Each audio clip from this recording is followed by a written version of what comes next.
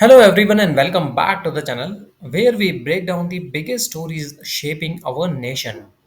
So guys, today we are diving into a massive legal battle brewing between the 20 democratic late states and the Federal Emergency Management Agency, better known as FEMA. At the center of the fight is FEMA's decision to cancel a long-running grant program designed to help communities prepare for natural disasters like floods, wildfires, hurricanes, and earthquakes. This lawsuit filed in federal court in Mascus could become one of the most significant clashes yet between the Trump administration and the state governments over disaster preparedness and the federal government's role in protecting American communities. The lawsuit centers around the Building Resilient Infrastructure and Communities program, commonly referred to as BRIC. Established by a law passed back in 2000, this program has been the backbone of federal support for disaster mitigation efforts across the United States. Through BRIC, communities have received federal grants to fund levees that protect towns from devastating floods, safe rooms that shelter families during the tornadoes, vegetation management projects to reduce wildfire risks, and even seismic retrofits to strengthen schools, hospitals, and businesses in earthquake prone regions.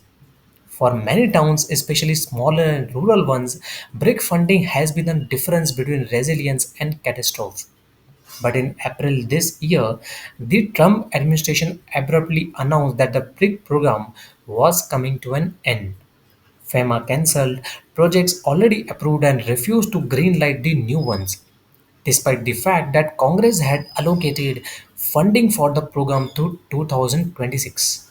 FEMA justified the decision by calling BRIC wasteful and ineffective and accused the program of being driven more by political agendas than by the actual need of disaster affected Americans.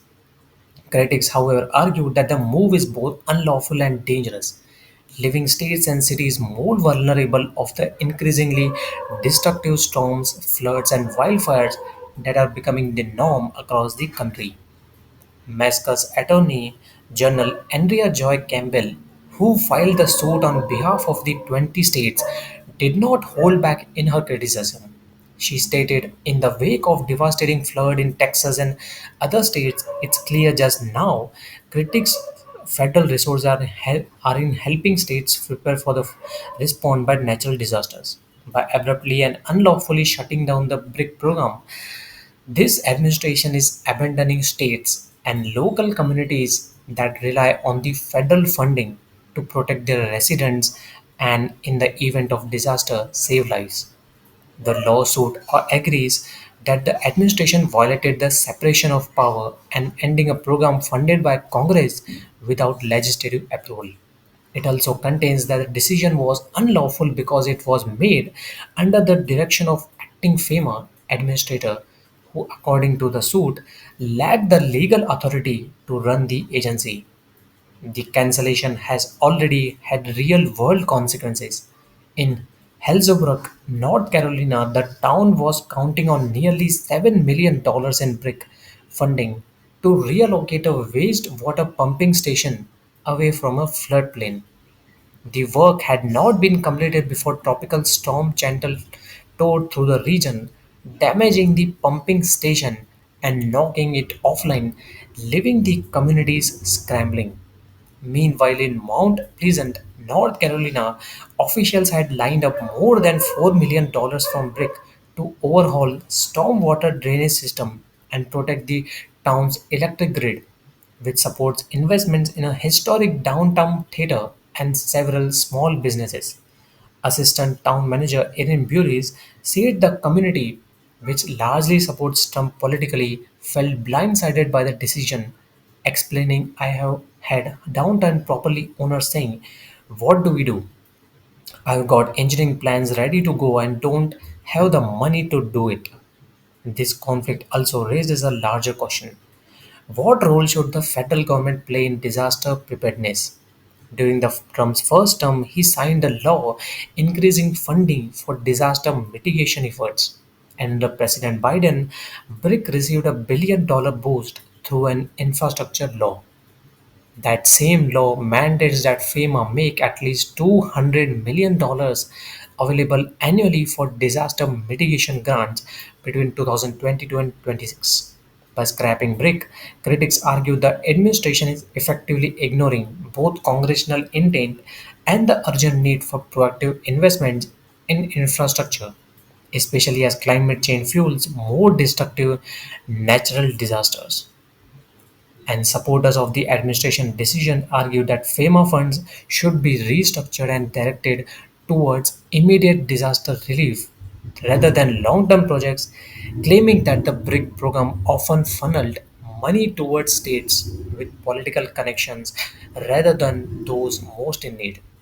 However, with flooding, wildfires, and severe storms wreaking havoc across the country, many caution whether dismantling a program designed to prevent catastrophic damage is the right solution.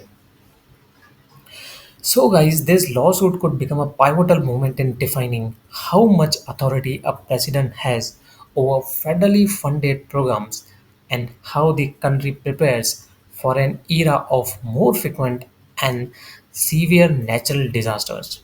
Will the courts side with the states and reinstate the BRIC program, ensuring billions in funding for disaster mitigation, or will the Trump administration decision stand, signaling a new approach to how America handles the growing threat of extreme weather and natural disasters?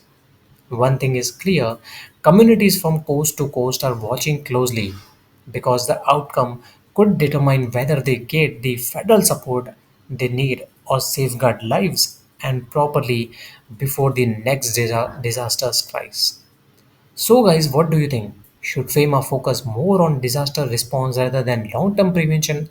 Or is canceling a program like BRIC a stop backward that will cost lives and billions of in damage? Share your thoughts in the comments below and don't forget to like, subscribe, and hit the notification bell so you never miss our deep dives on the stories that matter most. So, guys, thank you so much for watching till the end, and I will see you guys in the next video.